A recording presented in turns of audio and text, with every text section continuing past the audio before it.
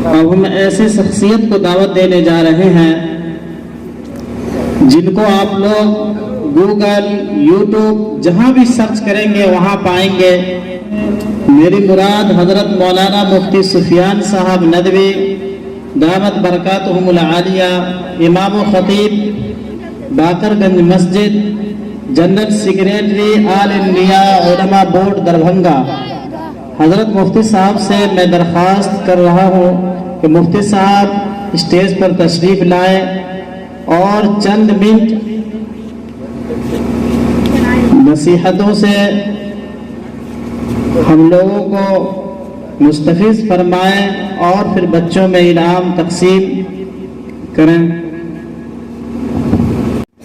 حمدا ومصليا ومسلما اما بعد، قال الله تبارك وتعالى في كتابه المجيد والفرقان الحميد: اعوذ بالله من الشيطان الرجيم، بسم الله الرحمن الرحيم، قل هل يستوي الذين يعلمون والذين لا يعلمون انما يتذكر اولو الالباب۔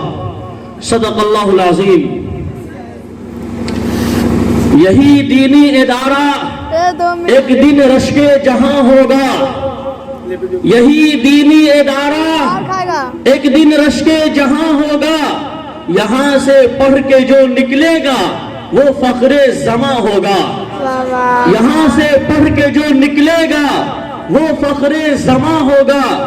کریں گے فخر حافظ و عالم ان طلبہ پر، کریں گے فخر حافظ و عالم ان طلبہ پر، مثالی ہوگا وہ بچہ جو یہاں پل کر جواں ہوگا، مثالی ہوگا وہ بچہ جو یہاں پل کر جواں ہوگا۔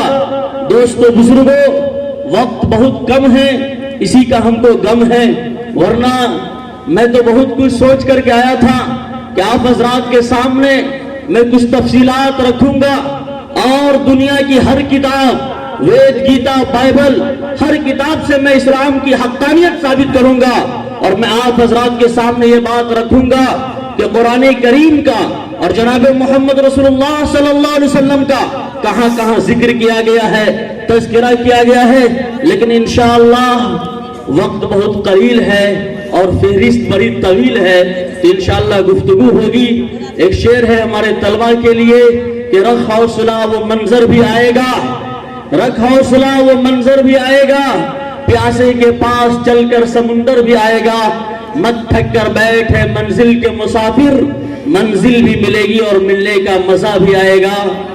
اور ایک شعر ہے ہمارے حافظ و قاری انعام صاحب العابدی حفظہ اللہ کے لیے کہ انجام اس کے ہاتھ میں ہے، آغاز کر کے دیکھ، انجام اس کے ہاتھ میں ہے، آغاز کر کے دیکھ، بھیگے ہی پروں سے پرواز کر کے دیکھ۔ انشاءاللہ کامیابی ضرور ملے گی۔ غار حرا میں جہاں اقرا کا پیغام آیا، 890 فٹ کی بلندی پر وہ پہاڑ ہے مکہ المکرمہ میں، جہاں کم لوگوں کی رسائی ہوتی ہے، حج عمرہ کے لیے بھی جاتے ہیں تو بہت کم لوگ وہاں پہنچ پاتے ہیں، کہ الحمدللہ علماء کرام کی دعاؤں سے اور آپ حضراتوں کی دعاؤں سے میں پہنچا اور وہاں دیکھا کہ یہ آیت اقرأ بسم ربک الذی خلق 5 آیتیں لکھی ہوئی ہیں۔ اقرأ کے معنی کیا ہے؟ What is the meaning of اقرأ؟ ریڈ ریڈ ریڈ، پڑھو۔ جب تک ہمارے بچے پڑھیں گے نہیں اس وقت کچھ نہیں بن پائیں گے۔ ان پڑھ کا لفظ اتنا خطرناک ہے، کسی کو جاہل کہہ کے بلایا جائے تو اس کو بھی پسند نہیں آتا ہے کہ ہم کو جاہل کہے، جاہل کو بھی یہ پسند نہیں کہ اس کو کوئی جاہل کہے، تو آپ جہالت کا اندازہ لگا سکتے ہیں۔ تو وہاں کہا گیا ریڈ، تو جب تک کہ ہمارے بچے ریڈنگ نہیں کریں گے، پڑھیں گے نہیں، ادھین نہیں کریں گے، وہ ریڈر بننے کے بعد ہی لیڈر بنیں گے۔ جو ریڈر ہوتا ہے وہی اچھا لیڈر ہوتا ہے، اور جو جاہل ہوتا ہے، اگیانی ہوتا ہے، وہ ہم تو ڈوبے ہیں صنم اور تم سب کو لے ڈوبیں گے۔ تو جو آج ہمارے ملک کی حالت ہے تو وہ یہی حالت ہے کہ اگیانی لوگوں میں یہ سلطنت اور یہ کرسی بٹھا دی گئی ہے۔ گدھے کو کرسی دے دی جائے وہ منحوس خود بھی پریشان ہوتا ہے اور سب کو پریشان کرتا ہے، تو وہی آج کی حالت ہے۔ تو بہرحال زندگی کے اندر اگر عمل بیدار ہو جائے تو یہ ہمارے علماء کرام کی باتیں ہمارے لیے کافی ہے. انشاءاللہ پھر موقع ملے گا تو وستار سے تفصیل سے میں آپ حضرات کے سامنے بات رکھوں گا. زندگی بھی عمل ہو تو جذبات سے کیا ہوتا ہے, زندگی بھی عمل ہو تو جذبات سے کیا ہوتا ہے, اور زمین بنجر ہو تو برسات سے کیا ہوتا ہے. عمل شرط ہے تکمیل تمنا کے لیے, ورنہ رنگین خیالات سے کیا ہوتا ہے. وآخر دعوانا